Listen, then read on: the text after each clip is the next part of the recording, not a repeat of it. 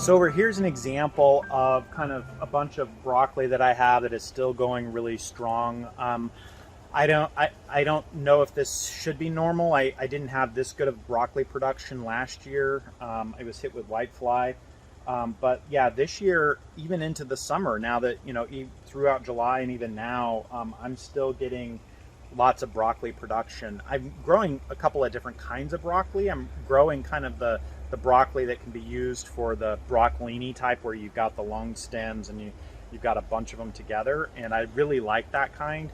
And the variety that I have for that is the Apollo broccoli from Territorial Seed. I think I may have grown at some point and also worked. Territorial has a different variety called Aspera broccoli or something like that. It's try to do a play on words, that broccoli that grows kind of like asparagus in terms of being a long spear. But what's nice about that is it's cut and come again. So it's basically like, if you had a flower farm and you're cutting flowers for your bouquets, that's what I do with the broccoli, is I come out and I cut the flowers for my bouquets of broccoli. And I'm getting a ton of broccoli production from doing that every week. I would estimate that I'm getting probably at least 3 pounds, in some cases 5 pounds of broccoli every week, maybe a little bit more.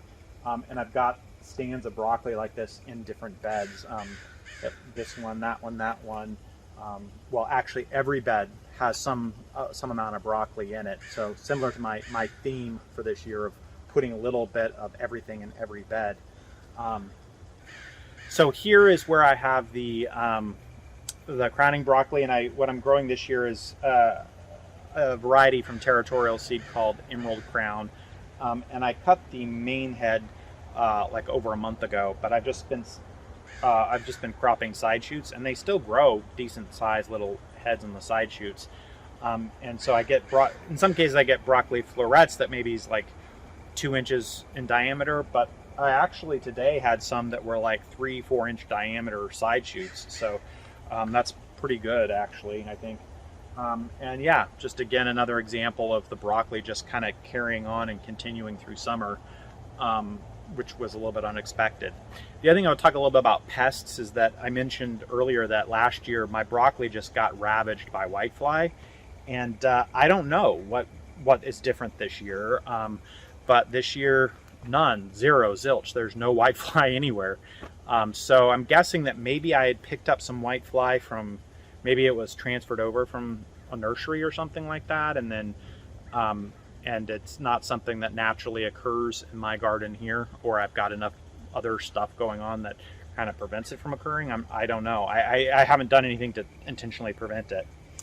Early on in the season, I spray the organic BT on various kinds of brassicas to try to keep the cabbage moth, because this cabbage looper moth can be, that cabbage moth, I should say, can be devastating and get all over everything in my brassicas a lot of the time.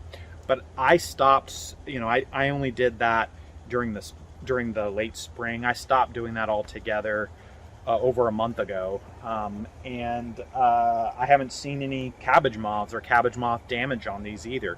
I did see, actually I should say, I did see a little cabbage moth today on one old broccoli plant. So, and I've seen the white butterflies everywhere. So they're out here, but they're not. And I have seen some holes in my kale that suggests that the cabbage moth is there, because I haven't been keeping up with my my BT spraying regimen. But the broccoli has not been affected by it. I haven't seen nearly anything. Like I said, I saw one cabbage moth today on an old broccoli, but all the other broccoli I haven't seen any, zero. So I don't know what's up with that. I don't know how I got lucky on pests this year, but for whatever reason the pests are not attacking my broccoli very much. And by the way, my cabbage, this has been a good cabbage year. I've had lots of heads of cabbage that I've been harvesting. Today I harvested 3 of the Copenhagen kind of normal green cabbage heads, and 3 or 4 kind of red cabbage heads. And I battle the slugs a little bit with cabbage, but typically if I can leaf it down to the main ball, the slugs are gone out of that piece of it, and then I soak it in kind of a water and light vinegar mixture to try to make sure I've killed and gotten rid of anything that else might be in there. But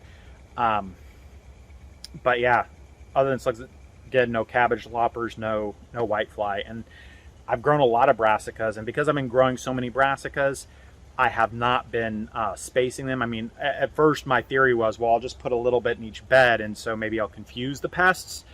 But I can't say that's what's happening, because as you can see, I'm growing entire rows of brassicas, and so I don't think the pests are confused here. If they're finding it, they've got a buffet that they could get into, and they're just not this year. So it's been a good year. I've seen on Facebook in the organic gardening group that other people have had a lot of problem with some pests on their brassicas, and yeah, I'm sorry to hear that, because I know how frustrating that can be, and I guess I don't have answers for you, because I had pests last year and I don't this year, and I don't know the reasoning. I don't know why, other than just good fortune. The other thing that and earlier I talked about them kind of surviving the summer and not just bolting, but actually continuing to crop into the heat of the summer here. I think that I have a theory. I don't know if this is valid, so I'd ask you all to maybe post in the comments what your thoughts on this are. But I'm wondering if, because I got the plants established, during the spring, so all this broccoli was planted as spring broccoli, and it's just still here cropping in the summer. So these were planted way back in and put into the ground, say late March, early April-ish, and then they were basically full size by June. And so I had nice big plants before the heat of the summer really hit hard, and I think, or really hit consistently, I should say. And so my theory that I've just been kind of baking in my own head here is that if the plant is nice and well established before the heat of summer, that's helping kind of it survive the heat, because broccoli is not really a heat-loving plant generally. And I water regularly and all that, deep water, all that kind of stuff too. So of course, hopefully that's helping. But yeah, to summarize my theory there is that what I'm getting at is, if I was planting new fresh broccoli in June, new baby plants in June that were trying to grow up during the months of June and July, I have a suspicion that those would have been really just scorched and killed by the heat, and maybe thrown to seed and not really produced, but just produced a flower stalk that suddenly flowered yellow flowers more immediately. But I'm thinking, and again, I ask you to comment on my theory here, if it's just totally half-baked, or if you think I might be onto something. I'm thinking that because the plants were already established before the main heat of the summer came in, that they're able to handle it and tolerate it.